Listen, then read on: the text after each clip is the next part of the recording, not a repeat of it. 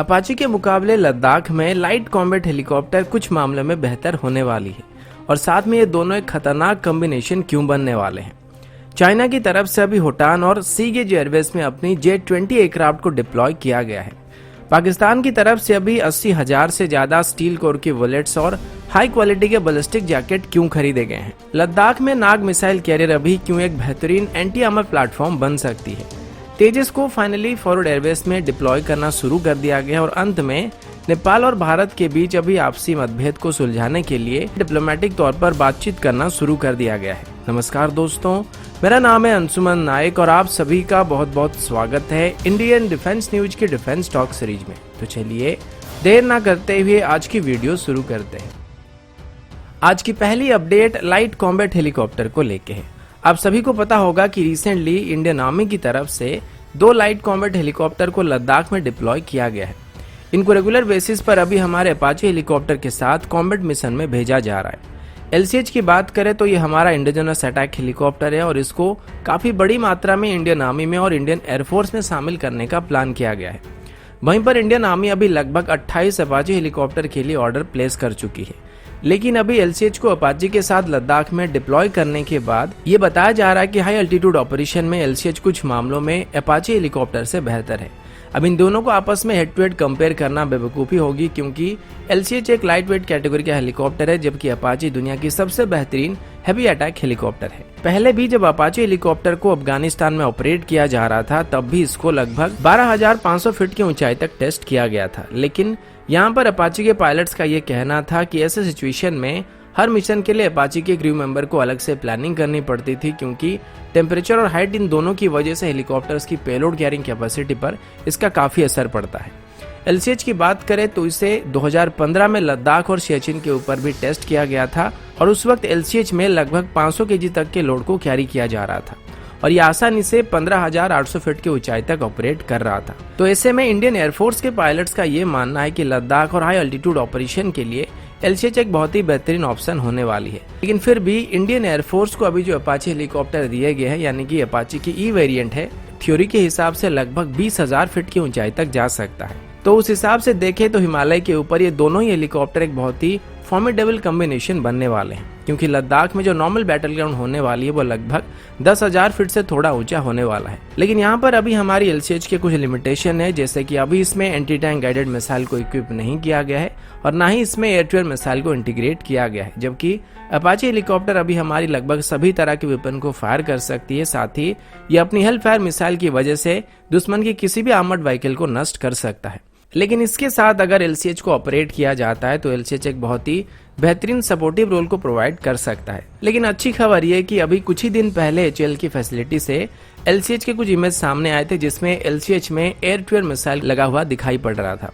तो हो सकता है यहाँ पर LCH में अभी एयर टू एयर मिसाइल को इंटीग्रेट करने की कोशिश की जा रही है। फिलहाल अभी भी कुछ मामलों में हाई अल्टीट्यूड में LCH अपाचे के मुकाबले थोड़ा बेहतर है और ये इस वजह से है क्योंकि हमें कारगिल वॉर के दौरान सबसे पहले अटैक हेलीकॉप्टर की जरूरत का एहसास हुआ था। तो HAL की तरफ से जब इस हेलीकॉप्टर को बनाने की प्लान किया गया तो शुरुआत से ही वो इसको हाई अल्टीट्यूड ऑपरेशन के लिए डिजाइन कर रहे थे और साथ ही इसको राजस्थान में भी ऑपरेट करने लायक डिजाइन किया गया था। तो यहाँ पर इंडियन कंडीशन के हिसाब से इसको पहले से डिजाइन किया गया, जिस वजह से ये किसी भी इंडियन कंडीशन में आराम से अपाचे की परफॉर्मेंस को मैच कर सकता है, साथ ही कुछ मामलों में अपाचे को ओवरटेक भी कर सकता है। आगे बढ़ने से पहले अगर आपको वीडियो अच्छा लगा तो अंत में वीडियो को लाइक करना मत भूलिएगा और जिनको अच्छा नहीं लगा डिसलाइक वाला बटन आप ही लोगों के लिए है और जो लोग पहली बार हमारे चैनल पर आए हैं लाल वाला सब्सक्राइब वाला बटन आप ही लोगों के लिए है।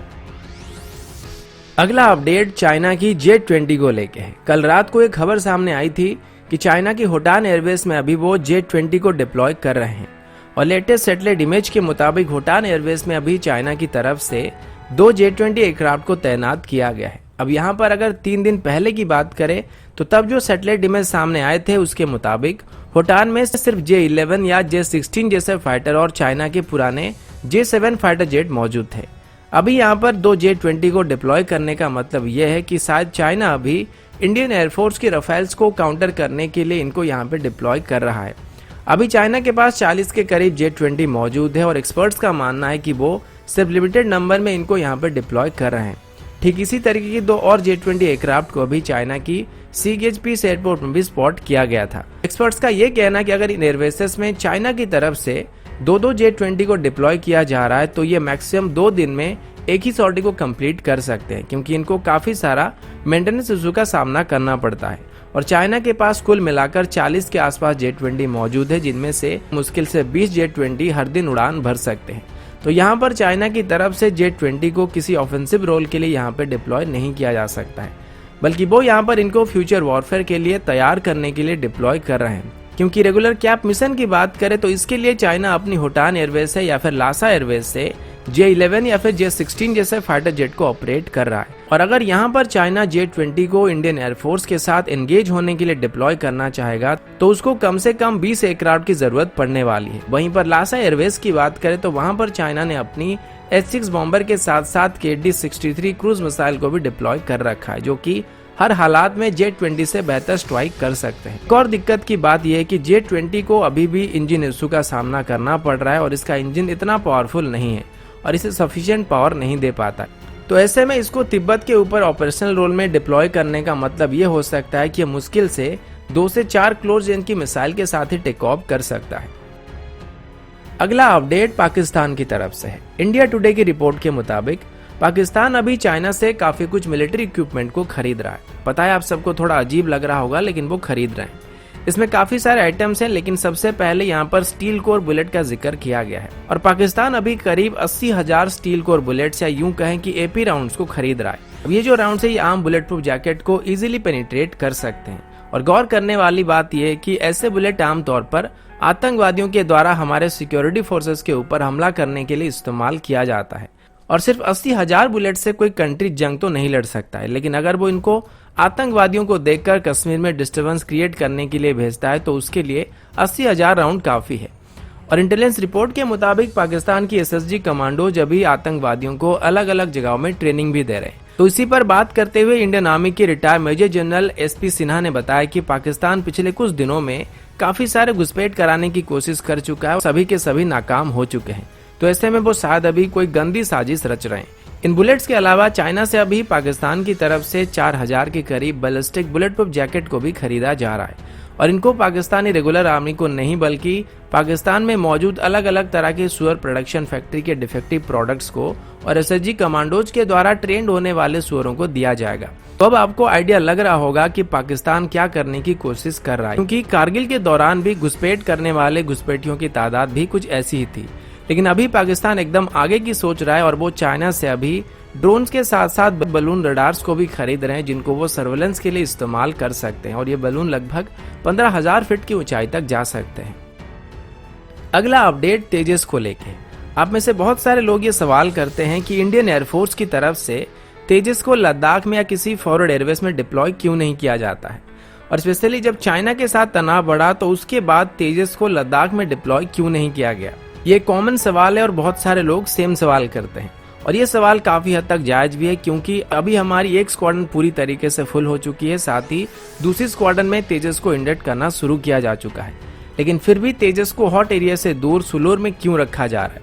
तो ऐसे सवाल जिन लोगों के मन में आ रहे थे उन सभी के लिए एक अच्छी खबर है, और वो ये कि तेजस को अभी फाइनली फॉरवर्ड एयरवेज में डिप्लॉय करना शुरू किया गया है। लेकिन इसे लद्दाख में नहीं बल्कि पाकिस्तान से लगे हुए फॉरवर्ड एयरवेज में तैनात किया जा रहा है। अब तेजस को किस किस एयरवेज में डिप्लॉय किया जाएगा या कितने तेजस को डिप्लॉय किया जाएगा इसके बारे में कोई जानकारी नहीं दी गई है, लेकिन जरूरत पड़ेगा तो तेजस को नॉर्दर्न साइड में भी शिफ्ट किया जा सकता है, ऐसा सुनने को मिला है। अगला अपडेट इंडियन आर्मी की नाग मिसाइल को लेके है। रिसेंटली हमारे डिफेंस मिनिस्टर राजनाथ सिंह जी के द्वारा नामिका यानी कि नाग मिसाइल कैरियर्स को ऑफिशियली लॉन्च किया गया है। नामिका कैरियर्स की बात करें तो इसे DRDO और ऑर्डिनेंस फैक्ट्री बोर्ड की तरफ से जॉइंटली डेवलप किया गया है और इसको ऑपरेट करने के लिए 4 क्रू मेंबर्स की जरूरत पड़ती है और ये दिन हो या रात में किसी भी तरह के कंडीशन में ऑपरेट कर सकते हैं। साइज के हिसाब से देखा जाए तो एक टैंक के मुकाबले काफी हल्के होते हैं, जिस वजह से इनका मोबिलिटी काफी अच्छा होता है। तो ऐसे में इनको अभी हमें हायर अल्टीट्यूड में ले जाने के लिए ज्यादा परेशानी का सामना नहीं करना पड़ेगा। और स्पेशली चाइना की टाइप 15 टैंक्स की बात करें तो उनको काउंटर करने के लिए नामिका कैरियर्स काफी इफेक्टिव हो सकते हैं, क्योंकि रेंज के मामले में चाइना की टाइप 15 टैंक 2 से 3 किलोमीटर तक मार कर सकते हैं और वहीं पर हमारी नामिका कैरियर से फायर होने वाले नाग मिसाइल लगभग 7 से 10 किलोमीटर तक मार कर सकते हैं। और अभी तक इसे इफेक्टिवली 7.5 किलोमीटर की दूरी से टेस्ट किया गया है। नाग मिसाइल की एक और खास बात यह है कि जब राजस्थान में इसको टेस्ट किया गया था तो स्पाइक मिसाइल के मुकाबले लगभग 50 डिग्री से भी ज्यादा टेम्परेचर में अपने टारगेट की हिट सिग्नेचर को काफी इफेक्टिवली ट्रैक कर रहा था। तो ठंडे रीजन में काफी इजीली हिट सिग्नेचर को ट्रैक कर सकता है। अभी अगर लद्दाख में हमारे टैंक्स के साथ साथ नैमिका कैरियर्स को भी डिप्लॉय किया जाता है तो हम जंग जैसे हालात में काफी दूरी से ही चाइनीज टैंक्स को निशाना बना सकते हैं। अगला अपडेट ओडिशा की तरफ से है। रिसेंटली ओडिशा में एक मजेदार किस्सा हुआ था और बालेश्वर डिस्ट्रिक्ट की तड़पड़ा गांव के कुछ मछुआरों को अभी मछली पकड़ते वक्त समंदर में कुछ अजीब चीज देखने को मिला था। ये कल की बात है जब हमारे मछुआरों की जाल में एक DRDO की टारगेट ड्रोन फंस गया था। अब ये बात उन मछुआरों को नहीं पता था कि क्या चीज है, तो उन लोगों ने क्या किया, इसको उठाकर अपने घर ले गए।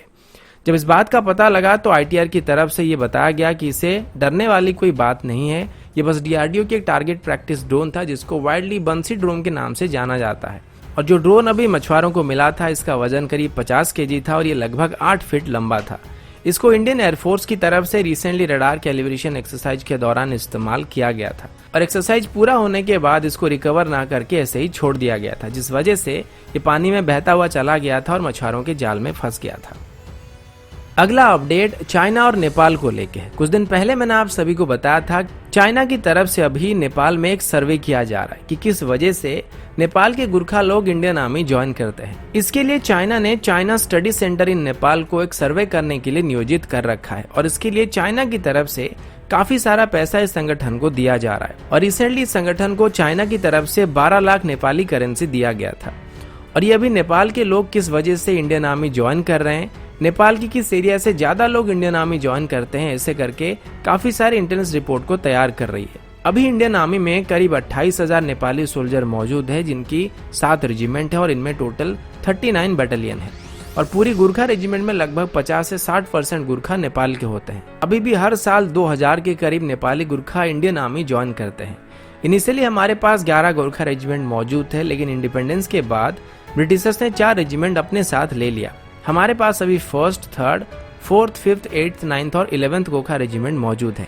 हमारे फॉर्मर नॉर्दर्न आर्मी के कमांडर DS होड़ा जी ने बताया है कि गोरखा लोगों का इंडियन आर्मी के प्रति जो लॉयल्टी है उसके ऊपर संदेह नहीं किया जा सकता है। और चाइना अभी जो स्टडी कर रहा है इससे गोरखा लोगों का इंडियन आर्मी ज्वाइन करने के ऊपर या इंडियन आर्मी के गोरखा सोल्जर के ऊपर इसका कोई भी असर नहीं पड़ने वाला है, क्योंकि अभी भी नेपाल में 1,30,000 से भी ज्यादा एक्स आर्मी ऑफिसर मौजूद है। लेकिन फिर भी चाइना की ऐसे हरकतों को अभी चेक करने की जरूरत है। और इसके बारे में हमारे वर्तमान के army chief general MM Naravane जी ने भी बताया था कि अभी भारत और नेपाल के बीच जो भी डिस्टर्बेंस क्रिएट हो रहा है इसके पीछे चाइना का हाथ है।